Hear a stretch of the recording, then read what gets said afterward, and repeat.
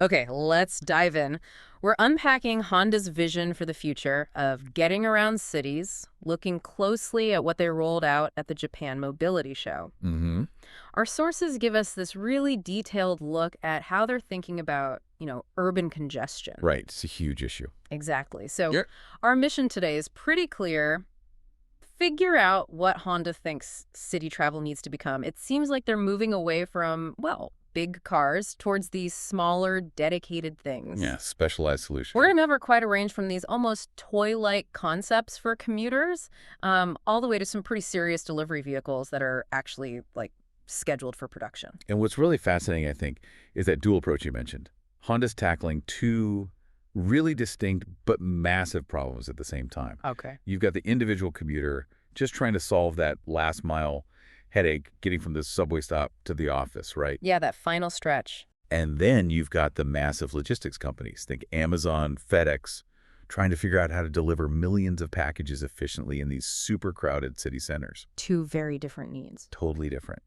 And looking at this whole last mile segment, it isn't just some, quirky side project for car makers. It's crucial.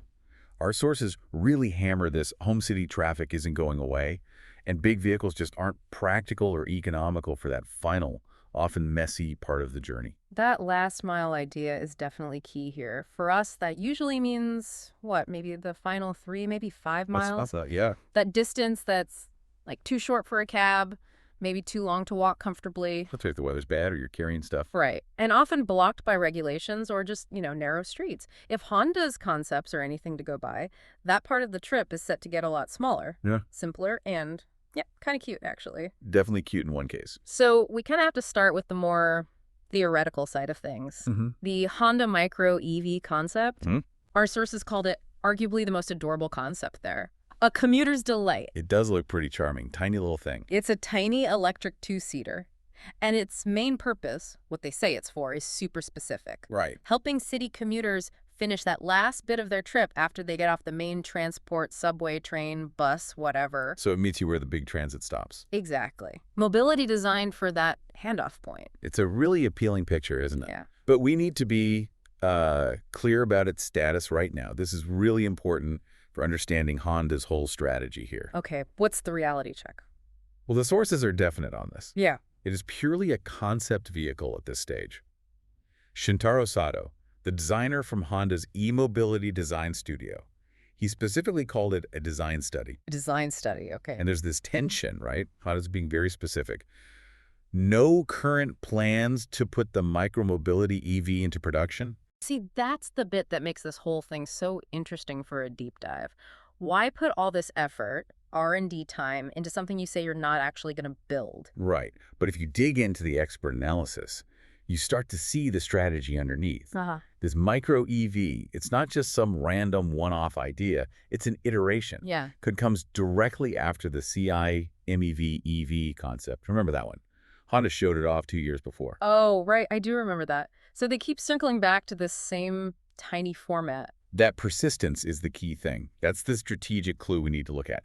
If the whole idea of an ultra-compact two-seat city EV was just technically impossible or way too expensive, they probably would have just dropped it after the first concept, the CI-MEV. Makes sense. But the fact that they invested more time, refined the design, made it look, better and more functional and, cuter, it strongly suggests Honda sees this small, affordable electric urban mover thing as, almost inevitable. An inevitable market. Yeah, it's going to happen. They're basically signaling, hey, we've got the designs, we've got the IP ready to go the minute the economics work out, or maybe the city rules change in favor of these things. So it's like future-proofing. Exactly. Future-proofing their options for packed cities all over the world. They're treating it like ongoing R&D, necessary groundwork, so they can jump into a market they're pretty sure is coming down the line. Okay, let's talk about the design itself, the constraints, because this is where the engineering, even on a concept, gets really clever. When you're making something this small, these things make a classic smart car look roomy. Yeah, they really do. The challenge is just squeezing out every possible inch of space, right? Absolutely. And yeah, comparing it to the Smart is a good reference point. Yeah. But this micro EV really pushes things even further to maximize that interior volume. The most innovative bit for tackling the size, it's the seat. The seat. Yeah, the single bench seat. But the crucial part is how the back of that seat is built right into the car's body structure. Oh, interesting. So it's not a separate component. Exactly. Think about it. They ditched all the usual complex stuff. The hinges, the reclining mechanisms, even the thick padding you normally need for a standalone seat. Huh. This is just pure utility-focused engineering. Yeah. And cost-saving, probably. Right. Making sure the absolute maximum space inside is for the people, maybe a little bit of cargo, not wasted on complicated seat hardware. Okay, so that integrated bench saves space out of necessity. But the real kicker, the feature that screams, this is for multimodal last mile stuff, is that storage space under the seat. Yes. This is probably the most telling detail in the whole concept, that area under the bench. It was designed specifically to hold a personal mobility device. Like a skateboard. Like a skateboard, or maybe one of those foldable electric scooters. Right, okay. And if you connect that to the bigger picture, it's not just a handy little feature. It reveals the whole design philosophy. It means the car is deliberately positioning itself as just one step in a longer journey. The driver isn't expected to drive the micro-EV right to their final destination's doorstep. Ah. Instead, it gets you most of the way, maybe the main chunk of that last mile, and then it expects you to switch to something even smaller, human-powered, maybe another tiny electric device for the very final bit. Okay, but I have to play devil's advocate here. If the whole point is solving the last mile, right? Mm-hmm. And you design the car to carry a skateboard so you can finish the journey, doesn't that kind of mean the car itself failed to solve the whole last mile? That's a fair question. Why bother with the car if I still need my scooter for the last block? It's a really sharp point, and I think it highlights the sort of practical limits you hit when designing vehicles for really dense cities. Mm-hmm. The sources seem to suggest this just reflects the reality of how cities are changing. Like pedestrian zones and stuff? Exactly. More Yeah. pedestrian areas, maybe congestion charge zones where cars aren't practical or allowed. The micro EV solves the distance part, keeps you drive for maybe 3 miles from the train station. Okay. But it also kind of accepts that the final few hundred yards might be off limits to any vehicle with 4 wheels. Yeah. So by building in the storage, Honda's just enabling that smooth transition. It accepts that maybe one single vehicle can't do it all anymore in some places. So it's about fluidity of movement, not total self-sufficiency. Precisely. It's designed to be a really useful link in the chain rather than the entire chain itself. That makes more sense when you frame it like that. Okay, let's shift to the build materials, because this says a lot about what price they might be aiming for. The interior is, well, it's sparse. Very sparse, yeah. The sources are explicit. The material choices show a strong desire to make it affordable. And when we talk affordable in this context, we're likely talking about a price point that competes more with, say, a high-end e-bike or maybe a scooter. Not even an entry-level car. Probably not. And that means extreme cost control is baked into the design. Look at the details they mentioned. Yeah. The doors are just plain black plastic, basically. The only feature on them is an illuminated lock-and-lock button. That's it. That's it. No fancy trim pieces, no multiple panels, no soft-touch plastics. This kind of radical simplification isn't accidental.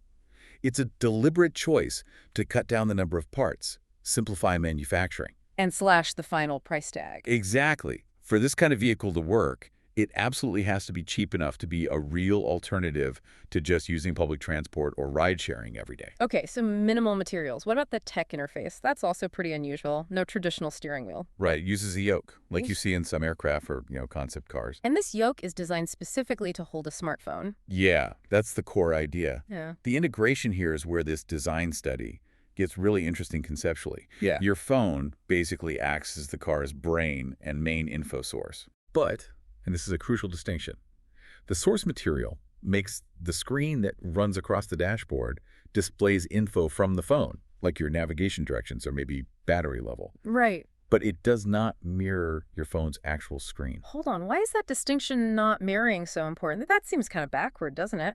Most cars now want to mirror your phone. It seems backward at first glance, but it's actually a very clever way to deal with safety and, frankly, potential legal issues. Ah, okay. How so? If the car just mirrored your entire phone screen, it would bring in all the digital noise we carry around, right? Yeah. Text message pop-ups, social media alerts, app notifications. Yeah, total distraction. Exactly. All the stuff that seriously compromises driver focus. By designing the dash to only pull specific, essential driving-related data from the phone through a controlled interface, Honda keeps the driver focused on driving. It separates the critical vehicle functions from all your personal digital distractions. It's a way to manage liability and safety, ensuring that even if the phone provides the map data, the car system decides what info gets shown to the driver and when. So you get the navigation, but not the cat videos. Pretty much. It leverages the tech we already own our phones to keep costs down, but maintains essential control over the driving environment. It's smart. It is smart. It's the useful data without the nonstop digital chatter. That shows some serious thought went into this, even if it's just a design study. Absolutely. Now, thinking about who this is for, the designer, Sato, mentioned this interesting split in the target audience. Honda seems to be trying to appeal to two very different age groups with this one tiny car. Yeah, it's a tricky balancing act, ergonomically and aesthetically. Yeah. Sato pointed out it was designed to look cool, have that distinct Honda vibe to appeal to younger people, style, tech relevance. Right. But at the very same time, he emphasized it absolutely had to be easy to get in and out of for an older buyer. Okay, how does one design achieve both? Cool for a 20-year-old, but easy access for an 80-year-old. Those seem like competing goals. It comes down to focusing on universal needs, but maybe tweaking features for specific demographic priorities. So for the young commuter, maybe the key appeal is easy parking, maneuverability, the electric aspect. Okay. For the older buyer, physical accessibility is often paramount. So the features our sources hint at probably include things like a slightly higher seat position than, say, a low-slung sports car. Easier to get into and out of. Exactly. Maybe relatively wide door openings for the vehicle's tiny size, and a very simple, clear control layout. No confusing buttons. Makes sense. And remember, in markets like Japan, the demographics are shifting rapidly towards older populations. So providing practical, accessible mobility isn't just a niche thing. It's becoming like a national infrastructure need. This design tries to hit that specific, high-priority target while still looking fresh enough for urban youth. So still very much a concept, as we keep saying. And that usually means missing details, right? The source was very clear. Absolutely no info provided on battery size or chemistry or crucial stuff like driving range. Nope, nothing. And that's completely normal for a design study like this, until Honda actually decides to commit the money and navigate the regulations to build it. Locking in specific battery tech would be way too early. It's too restrictive. The powertrain stuff can change easily later. Right, it's the most flexible part of a concept. And Sato also specifically clammed up when asked about where they might sell it if it ever went into production. Strategic silence. Totally strategic. They're testing the waters first. They know a micromobility vehicle like this might be classified completely differently, legally speaking, in Tokyo compared to London or, say, San Francisco. Different rules, different taxes, different safety standards. Okay, so this leads to the really interesting strategic question, the core of it, maybe. Why would Honda keep investing time and effort, showing off iterations of this very specific design study, remember, building on the one from 2 years ago, if they didn't genuinely believe there's a real market demand for it somewhere down the line? That's the million-dollar question, isn't it? And the answer is likely about Honda protecting its investment in ideas and sending signals. Signals to who? Competitors? Regulators? All of the above, probably. By showing the micro-EV, they do a few things. First, they get feedback, priceless feedback from the public, from journalists, maybe even from city planners or regulators who see it. It's like cheap market research. Without building a whole factory. Exactly. Billions saved. Second, they're planting a flag. They're telling rivals, hey, we own this space. We have the design expertise, the patents, the know-how for ultra-compact EVs. So if the market shifts? If regulations suddenly favor these tiny vehicles, or gas prices go nuts, or cities get even more restrictive, Honda is poised to jump in immediately with a refined, proprietary design that others would have to scramble to copy. Okay, that makes strategic sense. They see it as an inevitable challenge they need to be ready for. Yeah, last-mile commuting solutions. They're betting it's a problem they have to solve, and they want to be ready the moment that market finally clicks open. Right. So the micro-EV is the cute, forward-looking, maybe slightly speculative bet on the personal commuter's future. Now let's do a hard pivot. Let's shift completely away from concepts and snap right into the reality of actual committed production. Okay. We're moving firmly into the logistics side of things with the Fastport E Quad. Yes, this is the perfect contrast. Micro-EV is philosophy. The eQuad is all business. It's concrete. What is it exactly? It's an electric single rider. We'll call it a quadricycle. And the key feature is this big, dedicated, lockable cargo box on the back. It's built purely for work. Not personal comfort. No, it's engineered for commercial efficiency. durability, getting packages delivered. And its purpose is crystal clear: delivery services. The source material is specific. It's aimed at operations in the US and Europe. They even mention companies like Amazon and FedEx by name as the kind of customers they're targeting. Yep.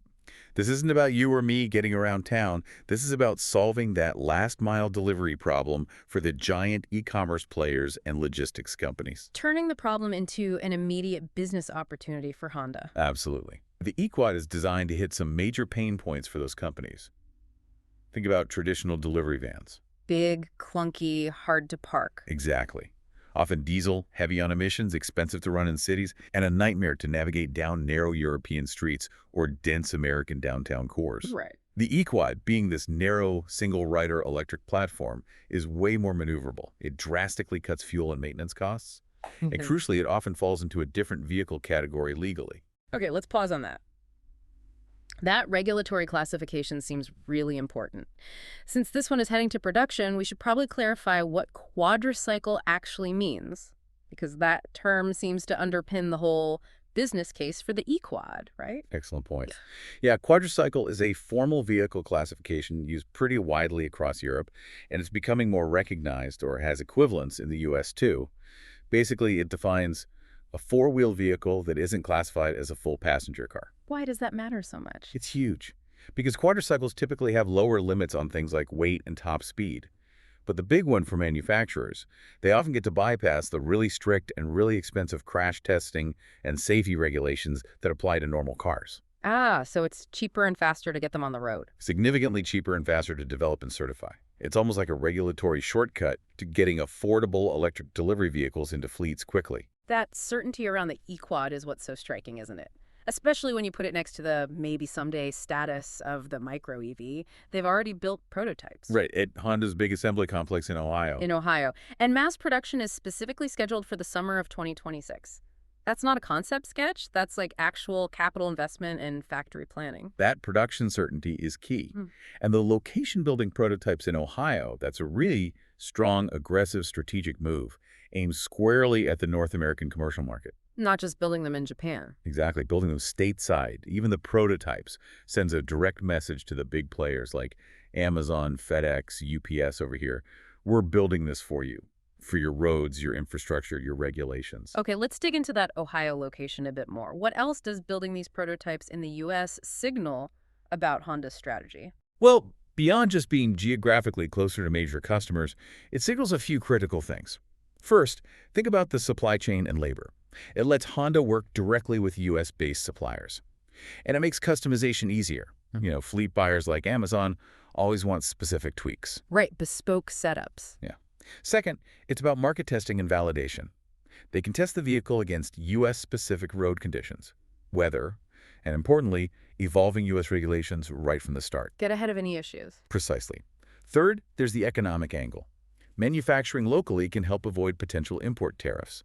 Plus, it might make the vehicles, or the companies buying them, eligible for various made-in-America-style EV incentives or tax breaks. Okay. So that 2026 date, it's not just a target. It's a clear commitment to grab a big slice of that initial wave of commercial fleet electrification in one of the world's biggest, most demanding logistics markets. Okay, so we have the micro EV, the conceptual idea for our personal future, and the eQuad, the concrete funded plan for the commercial delivery future. But it's probably important to see how these small-scale things fit into Honda's bigger picture, right? What else did they show at that Japan Mobility Show? Absolutely. You only really grasp the strategic weight of the micro EV and eQuad when you see them next to Honda's more traditional car launches. It helps you see their geographic game plan. So the sources mentioned the world premiere of something called the Zero Series A Alpha, a compact electric SUV. Right. And that vehicle is specifically marked for places like Japan, other parts of Asia, and the UK. Okay. Not North America. Not North America. And they also showed off the Super One hot hatch concept. Again, the sources confirm, equally not for North America. So Honda is really tailoring its main car lineup region by region. Very much so. It demonstrates this powerful principle in the auto industry. One size does not fit all globally, especially with the EVs now. That Zero Series SUV, for example, it's designed for markets where space is tight, but people still need some utility, maybe for families. Think typical needs in parts of Asia or the UK with its road taxes and parking issues. And the hot hatch? That caters to regions, maybe Europe or Japan, where people still really value that smaller, fun-to-drive experience. Again, maybe not the top priority for the mainstream U.S. market, which tends to favor larger vehicles. Okay, so if the SUVs and hatches are tailored regionally like that, what does that tell us when we look back at the eQuad and the micro EV concept? It tells us the eQuad and micro EV are playing a fundamentally different strategic game. The Zero Series SUV and the Super One hatch are tailored solutions designed to match regional tastes within the existing car market framework. Right. The eQuad and the micro EV, though, they are targeted responses to a universal infrastructure-level problem, that problem of urban density, congestion, last-mile logistics, which exists pretty much everywhere, regardless of cultural driving preferences. Ah, I see the distinction. Honda's defining its future cars based on geography and taste, but its micro-mobility solutions are defined by a universal urban necessity. They're signaling that part of their future path involves getting smaller, getting more specialized, not just getting greener across the board. That's a really insightful distinction, regional taste versus universal necessity. Yeah. Okay, so summing up, we've seen Honda doing two things at once here. Exploring these blue sky, almost lifestyle concepts like the micro EV. Backed up by years of sticking with the core idea. Right. And at the same time, pushing forward for very concrete, immediate, probably quite profitable logistical solutions like the Fastport E Quad. And that contrast really is the main takeaway for you, the listener. Key takeaway number one. Honda clearly sees last-mile mobility both for people and for packages as an essential area they have to master. This isn't just a side bet. It's core strategic research into what city transport looks like in the next decade. And key takeaway two, which comes down to the money and the timeline. While that adorable little commuter concept, the micro EV, is still theoretical, it's waiting for the rules and the costs to line up perfectly. The solution for the delivery industry, the Fastport E Quad, that's already locked in. It's a committed production item for summer 2026 being built in Ohio. One is keeping future options open. The other is a major capital investment chasing revenue right now. Yeah, the timeline really shows where the immediate bankable demand is. Delivery companies are desperate for solutions like the eQuad now to cut costs, hit emissions targets, navigate cities better. Commuters like us, we'll be ready for something like the micro EV once the price is right and the rules make sense for owning one. Which leads us perfectly into our final provocative thought, something for you to chew on as you watch these mobility trends play out in your own city. Okay. Given that the eQuad is definitely coming soon, leveraging that quadricycle loophole, and Honda keeps poking at the micro EV idea, maybe think about how vehicle regulations, specifically how your local area defines things like a quadricycle versus a low-speed vehicle versus a car. How those definitions are going to decide which of these tiny transit solutions actually reaches your neighborhood first, and how fast. That's a great point. Remember, the eQuad gets to market faster partly because it fits that specific quadricycle box, letting it sidestep some heavy car regulations. If the micro EV ever makes it, it would almost certainly need a similar specialized classification, maybe low-speed urban vehicle or something, to avoid full car certification costs and rules. So the tech might be ready, but the rulebook is key. Absolutely. Keep an eye on your local city council, your state or regional transport rules. Those definitions, those classifications, they will absolutely dictate the timeline for whether Honda's tiny future or something like it shows up on your street. The vehicles are nearly here. The regulations are the real speed bumps now.